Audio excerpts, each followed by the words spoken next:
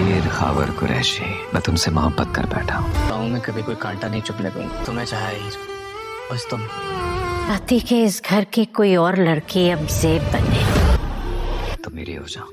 यही दो रास्ते हैं तुम्हारे पास, तीसरा कोई रास्ता नहीं। ते बढ़ाई नहीं जाती हीर, तुम की जाती।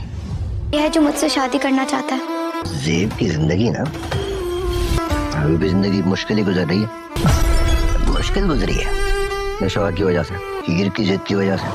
तो जबर से बनती है ना, मर्जी से कोई लड़की क्यों ज़ेब बनेगी अम्मी? माने गए जब बेटी हम बाप की इज्जत की खातिर चुप कर जाया करती थी।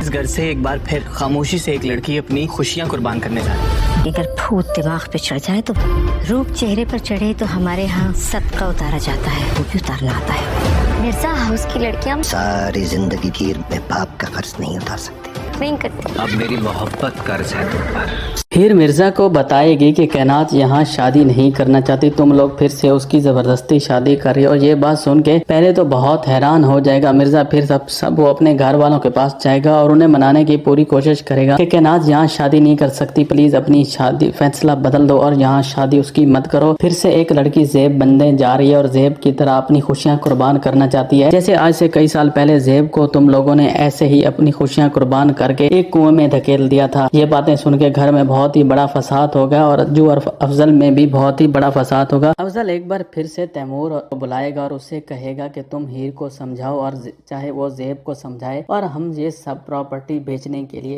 एक हो जाएं। अगर सारी जिंदगी भी हीर कमाती रहे तो अपने बाप का कर्जा नहीं उतार सकती। और हीर की छोड़ो, उसकी माँ की ज़िंदगी पहले बर्बाद थी उसकी शौहर की वजह से, अब उसकी ज़िंदगी बर्बाद है और बहुत ही ज़्यादा मुश्किल कट रही है सिर्फ़ और सिर्फ हीर की ज़िद की वजह से, उसकी अना की वजह से। हीर को कहो कि अपनी अना छोड़ दे और हमारे एहसानों का कोई मसला नहीं है और ये प्रॉपर्टी बेचने में हमारा साथ दो। ये बात सुन के तैमूर फिर से परेशान होगा और वो हीर को समझाने की कोशिश करेगा कि तुम लोग ये प्रॉपर्टी प्लीज़ बेचने दो ताकि तुम्हारी माँ का और तुम्हारा सारा कर्ज उतर सके और दिलनवाज के चुंगल से तुम लोग बच सको।